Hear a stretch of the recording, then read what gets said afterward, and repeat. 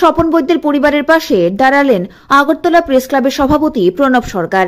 দীর্ঘ অসুস্থতার পর হৃদরোগে আক্রান্ত হয়ে স্বপন বৈদ্য শেষ নিঃশ্বাস ত্যাগ করেন। খবর পেয়ে আজ কৈলাসহরে তার বাড়িতে উপস্থিত হন প্রণব সরকার, রঞ্জিত দেববর্মা, সৌরজিৎ পাল। তারা পরিবারের সঙ্গে দেখা করে সমবেদনা জ্ঞাপন করেন এবং প্রয়াত সাংবাদিকদের প্রতিকৃতিতে পুষ্পার্ঘ্য অর্পণ করেন। এরপর 3 সদস্যের দল যান কৈলাসহর জার্নালিস্ট ক্লাবে। সেখানে ক্লাবের সদস্যদের সঙ্গে মত বিনিময় করেন এবং আগামীর পথ চলার শুভেচ্ছা জানান। উপস্থিত ছিলেন অনুপম ভট্টাচার্য, অনিমেষ ভট্টাচার্য, মোহাম্মদ জামাল উদ্দিন সহ অন্যান্য সদস্যরা। শেষে তারা পৌঁছান কৈলাসহর প্রেস ক্লাবে। প্রেস ক্লাবের পক্ষ থেকে প্রণব সরকার সহ অতিথিদের সংবর্ধনা জানানো হয় এবং ভাষা দিবসের স্মরণিকা তুলে দেওয়া হয়।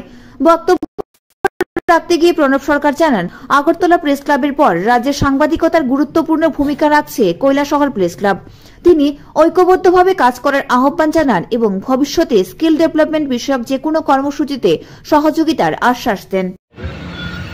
সমাজের কল্যাণে নতুন নতুন করে যারা আসছেন তারা যাতে প্রশিক্ষণ পায়, প্রশিক্ষণ পাওয়ার ক্ষেত্রে যদি আমাদের কোনো সাহায্য দরকার হয় আপনারা প্রস্তাব পাঠাবেন।